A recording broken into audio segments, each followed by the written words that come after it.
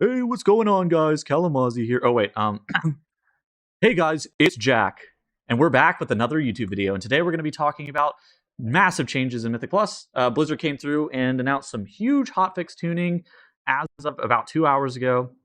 And they've stated that, first and foremost, they are nerfing health and damage by 10% just straight across the board in M0 and M+. And these hotfixes are now live as well, which is crazy that they slammed the hotfixes immediately in the middle of the week. I don't think that there's going to be too many people complaining, though, about 10% health and 10% damage just straight across the board. There's also a bunch of very specific targeted nerfs that we're going to look at here in just a couple of seconds, talking about like what they end up meaning for you as a player and kind of what's going to be going on with just these changes in general. The obvious interpretation of 10% health and damage just straight across the board is a very positive one, right? It makes doing a 10, it makes doing a 12, it makes doing these static levels easier. You can interpret it in the sense of it makes pushing the highest level of dungeons for like the rank 1 title maybe a little bit more reliant on being able to survive one shots. I don't love that interpretation. I think that the interpretation that, it's just 10% health, 10% damage, it makes your 10s, it makes your 12s easier, is probably the more correct one for pretty much everybody who plays the game in a regular manner and is not pushing for the rank 1 title. So let's go through and kind of talk about what changes they're making to what dungeons. And, honestly, it makes sense. Priory, the Sacred Flame, Operation Floodgate, and Cinderbrew Meadery are my three most difficult dungeons. I did a video talking about the least pug-friendly dungeons, and those were by far the hardest dungeons. And they honestly ended up being by far the hardest dungeons, so I was right. So they ended up hitting a bunch of mechanics in a bunch of these dungeons.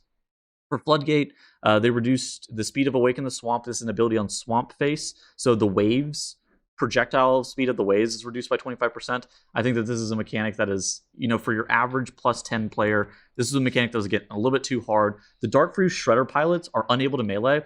I'm going to be honest with you guys. I went through the not even close of this dungeon at all, and I couldn't figure out what mob that is. The only thing that it makes sense is like the Shreddinator mob that pilots it was meleeing people. That's like the only thing I could even potentially think of with that. Kinetic Explosive Gel now has a 12-second permanent duration. So the second boss of this dungeon, the Bront and Quick Fuse encounter, whenever she puts that debuff onto player, the Kinetic Explosive Gel, that is something that like you would dispel off and be able to blow up the bomb. Now having a static 12-second duration, I didn't mind that it was getting dispelled, but what I expect was happening was healers were like insta-ripping a dispel on it, and you were losing the debuff duration. You said that you didn't mind this 12-second static duration on this. Why are you okay with that? So I think it's going to give people opportunity to like run into position, and it's not going to be on the healer to watch time to dispel. But the problem is the trick shot damage is super, super high, and it can still target kinetic explosion people.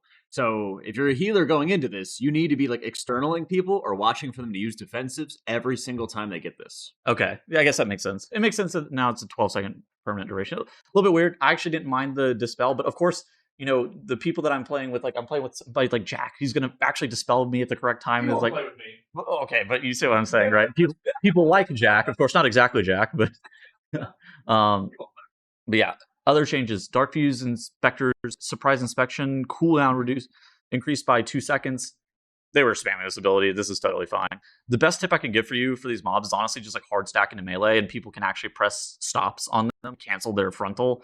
That's really the only thing that you can do. The reduce the distance of the bubble burp targeting by 60 yards was previously 100. The only reason that I think that they could do this is the bubbles circle effect.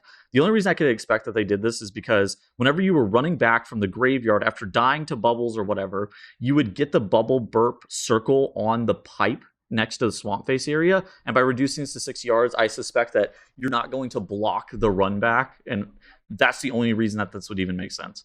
They also reduced the physical damage portion of Sludge Claws and increased the cast time of Mudslide. Again, another couple of Swamp Face nerfs.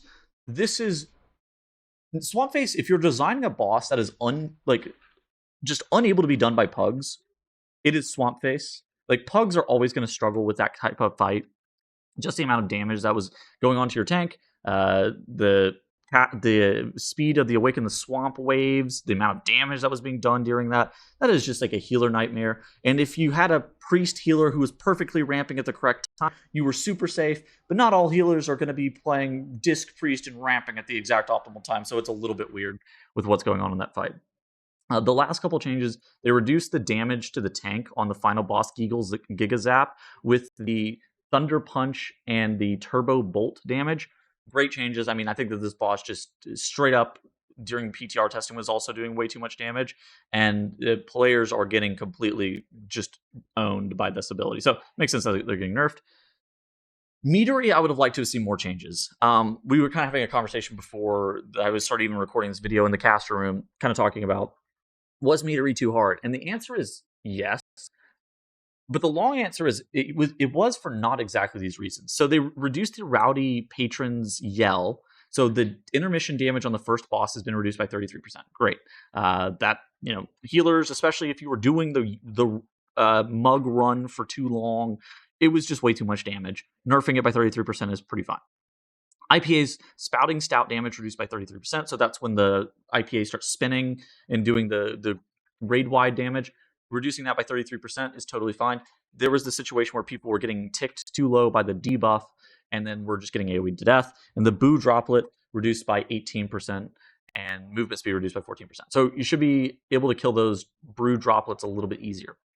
The thing that I would love to have seen in Cinderbrew Meadery is a little bit of nerf to the damage that some of the mobs do to the tank. I think that, some of the very specific tank hits in this dungeon, particularly whenever you are going towards IPA, is just a little bit too hard. Or not necessarily IPA, it's the other boss, actually, in this dungeon that is a bit too hard. Bank Busby. So you got these purveyors who cast a volley that has to be kicked, but that's not the big of a deal. The Swarming Surprise is an insane tank hit. Also, these worker bees are stacking up a bleed on your tank, and it's just a lot of damage that's going out on your tank, and I see them die a lot. I also think that this dungeon is a bit hard to navigate in the sense of it's really easy to accidentally overpull and just wipe your group. So I think that the longer the season goes on, it's going to be a little bit easier. But this dungeon is really hard right now, and I wouldn't have been shocked if we hit bigger nerfs onto this dungeon. For Darkflame Cleft, Waxbeard's Rider melee damage reduced by 42%. I saw somebody get one shot by this. I'm not actually shocked that they nerfed this. Wandering Candles had a ground effect, and now that gets removed upon Wandering Candle's death. Hot tip, just LOS the AoE from the Wandering Candle, 30-yard range. If you're ranged, LOS that, or outrange it. All right, Motherload. Crawler Mines, health reduced by 30%. These mobs had 25 million health for no reason. They were so dumb. It was literally impossible to kill them, and they would literally run down your healer, run down any of your ranged DPS, and blow them up, and it was just not very fun. So health reduced by 30%, speed reduced by 29%. So it's like you constantly had a 30% slow on them before. Off-duty laborers throw wrench damage reduced by 66%. Doesn't really matter, but it's fine. Coin-operated crowd pummeler foot bomb debuff vulnerability duration. So how it worked was you would shoot 5 of the 6 bombs straight into the boss. You would delay the 6th bomb literally as long as possible. Now they are the increased to subsequent timed explosions has been reduced by 40%. So now if you play it perfectly still, it reduces the max cap on the refresh on that debuff that's on the boss. It's fine. I think that they're making that boss just a little bit harder. You're going to be spending less time with that perfect debuff, and they're trying to normalize the difficulty of that fight just in general. I don't think it's like that end of the world that they're doing that. The Azerite Extractor has been nerfed a little bit. The raid-wide damage and the missile damage reduced by 25%. I wouldn't have been shocked if we saw a puncture tank hit also reduced, but I think that Azerite Extractor, like raid-wide damage, was a little bit high, and so nerfing it by 25% is fine. Gatling gun damage reduced by 50%. This is just generically good for pugs. People tank the Gatling gun all the time in pugs, and it's something that was super punishing. I identified that as super punishing on the PTR. The fact that they had nerfed it by 50% to allow you to be able to take a couple of ticks of the Gatling gun and not get one shot 100 to 0 is a bit telling as to just how difficult that was before. Personnel Squirrels' health has been reduced by 93% and can now be attacked. You can actually kill these now. You used to not be able to kill them. They changed them this season to where you can't stun them. In the past, you would actually be able to stun their AoE effect, and that was totally fine. But one of the changes that they made for this patch was that they couldn't be stunned anymore, and people were just getting killed off by the squirrel, and it was pretty obnoxious. But now you can kill them. Machines Garden has a hidden flame cannon that now has a precast visual. The hidden flame cannon had a precast visual before. If you knew what you were looking for in the middle of the room, The problem is that there wasn't any indication that a laser was coming out of those things. So people who played BFA and Workshop in the past were fine, but people who hadn't probably were getting hit by the front or the beam every single time. Lastly, they just nuked Priory of Sacred Flame. All of the mini bosses got health and damage reductions in some capacity. The first boss also had his health reduced, and the Pierce armor damage over time bleed reduced by 20%, or 25% rather. Now there's some protection against Savage Maulings. There were some Savage Mauling overlaps that would happen whenever you had dual mauls Ember Storm going off. So the ground effect Ember Storm circles now have a 5-second shared cooldown with the mauling, and it was previously 3 seconds. This should allow you to never have an overlap where somebody's stuck in a Savage Mauling and getting hit by a circle on the ground. Great change. In addition to that, there's a little bit more protection from Savage Mauling, where it'll ignore targets that have been hit with it in the previous 35 seconds. I wish they would add this to more abilities, frankly, to where there's a bit more RNG, or a little bit less RNG to it, and you can't just get completely owned over and over and over again by Savage Mauling. I wish they would add this to more abilities. I think this is totally great. Again, a lot of nerfs to mini bosses in particular. Heat wave damage has been reduced by 25%. So again, more abilities on those mini bosses. The damage is coming down just a hair. They also, the added effect to mechanic stare to the castigator's cast, so now it can be removed with snare removals. So you were permanently slowed whenever you were pulling these castigator. And so now that can be removed with snare removals. And then the final boss now has initial cooldown of 3 seconds on Holy Smite, and Prioress Murphy now clears her energy upon transitioning into phase 2.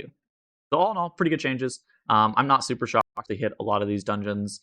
I am a little bit surprised that they hit 10% health and damage across all difficulties on M0 and M+, but again, this is going to allow people a little bit of an easier time to continue to do 10s this week. I think that this puts 10s on the table for a lot of LFG pugs. I didn't before. I thought that LFG pugs probably needed somewhere in the order of around 655 item level to be consistently looking to do those 10s, but now it's definitely 655.